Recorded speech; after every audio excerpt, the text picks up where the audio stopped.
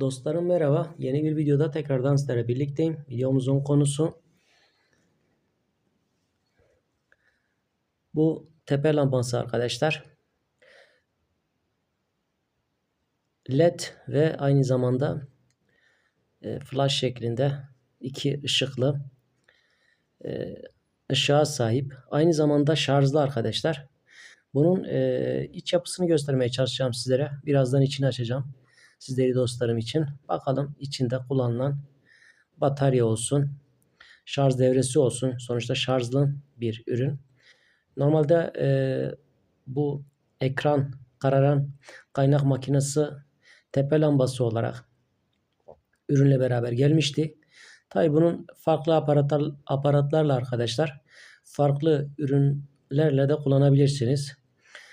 Yani aslında kullanım alanı biraz geniş. Örneğin